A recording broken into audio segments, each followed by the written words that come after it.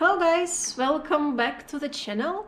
For those of you who are new here, меня зовут Chris. My name is Chris, приятно познакомиться, and I make videos for YouTube and Patreon about Russian language and Russian culture that will help you to learn the language in everyday, informal, interactive sort of way. And today I want to tell you about a new word that you will use a lot for everyday Russian. And this word is переписываться. That's a long word. That's actually a verb. Переписываться. Переписываться. And that means to exchange texts with somebody. So when you exchange text on social media, Instagram, WhatsApp, Facebook, VK, doesn't matter, we say переписываться. Например, вчера я переписывалась с подругой, которая живет в Москве. Мы переписывались весь вечер. Notice, guys, that this verb is reflexive. That means you will need to keep this reflexive suffix at the end. Я переписывалась. We change «т». If you look at the verb in infinitive form, переписываться. We need to change «т» into «ла» because I is a feminine subject. I exchanged texts, and you need to keep the reflexive suffix.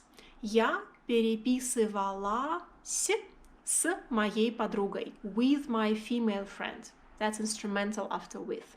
Or мы переписывались весь вечер. So now subject is we, plural. That's why «т» becomes «ли». Мы переписывались весь вечер. Let's try more examples. Я обычно переписываюсь с моими друзьями почти каждый день. Я обычно переписываюсь с моими друзьями почти каждый день. Многие мои друзья живут в других городах, и мы переписываемся часто. So try to spot these endings, how they are different for different subjects, and try to spot this reflexive suffix. Я переписываюсь, мы переписываемся. And in the past it was я переписывалась, мы переписывались. Or, for example, мой муж вчера переписывался с его другом. Now the subject is masculine. Муж переписывался. Мой муж переписывался с его другом вчера. Он обычно переписывается с ним, может быть, раз в неделю. Он переписывается с ним обычно раз в неделю. And переписываться, that's imperfective verb, which means that you can use it only when you speak about like a process. Or usually. So two ways. When you speak about process, or when you say that you do something usually. When you use this verb in present, я переписываюсь, it either can mean you are doing it right now, like не отвлекай меня, don't disturb, не отвлекай меня, я переписываюсь с подругой. Don't disturb me, I texting with my friends right now. Or я обычно переписываюсь с подругой каждый день. I usually exchange texts every day. So in present it means you do it right now or in general. In the past it means you were doing. For example, вчера я переписывалась с подругой. It means I was texting with my friend. It doesn't mean like I sent her a message. Like I texted her this information. It means you were texting. There was a period of time of you exchanging messages.